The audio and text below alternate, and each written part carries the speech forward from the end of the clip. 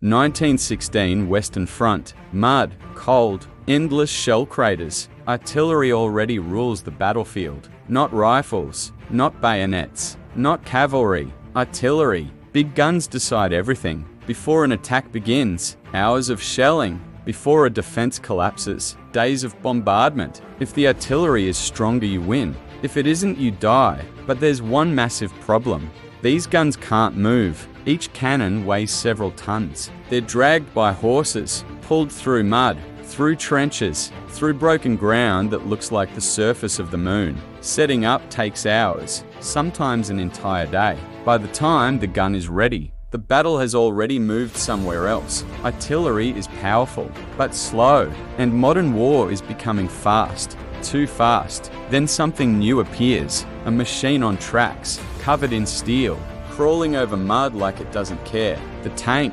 And suddenly, someone asks a simple question. What if we put the gun on the tank?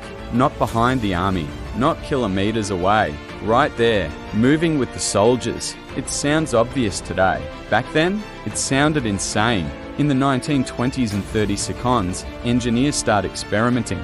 Tractors with cannons bolted on top, open trucks carrying howitzers, strange, ugly machines. They break down constantly. They're unstable. Sometimes the recoil nearly flips the vehicle. Most generals laugh. They say artillery belongs in the rear. They say guns don't need to move. They say the next war will look just like the last one. They are wrong, because when the next war begins, it doesn't crawl, it races. World War II, blitzkrieg.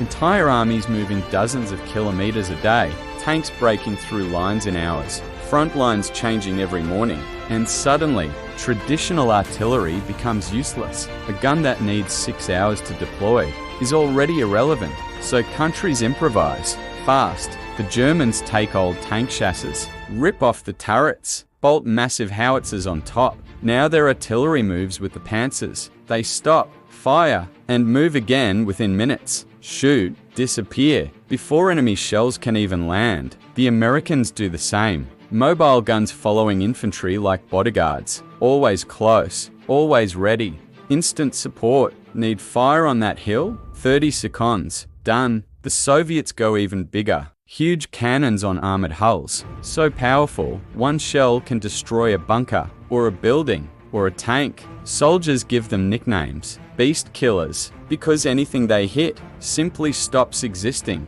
And for the first time in history, artillery isn't something far away. It's right next to the fight, rolling through smoke, firing over open sights. Like a sniper rifle the size of a truck. This changes everything. Battles become faster, deadlier, more chaotic, because now firepower has speed, and speed wins wars. After 1945, technology explodes. Radars, aircraft, satellites. Now armies can detect exactly where a shell was fired from, in seconds, which means if you shoot and stay still, you're dead. Counter battery fire will land on your position before you even reload. So artillery evolves again. Faster engines, better armor, automatic loading systems, digital targeting computers. Modern self-propelled guns don't need maps anymore. They receive coordinates instantly.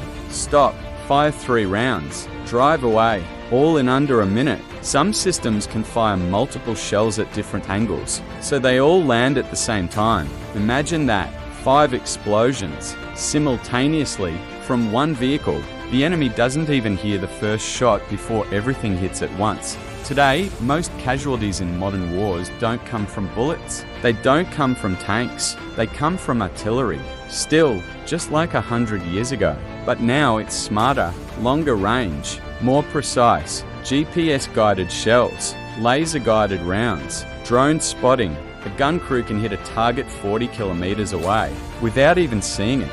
Fire, relocate, gone, invisible. It's no longer just a cannon.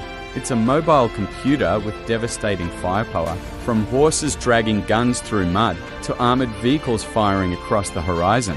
Self-propelled artillery changed one fundamental rule of war. Not size, not armor, not numbers. Speed, because the side that shoots first and moves first survives, and the side that stays still becomes a crater. Artillery used to be the hammer, Now it's the hammer, with wheels. If you enjoyed this story and want more deep dives into the weapons, battles, and moments that changed history, watch the full documentaries on my channel, and subscribe because the next war story might be even crazier than this one.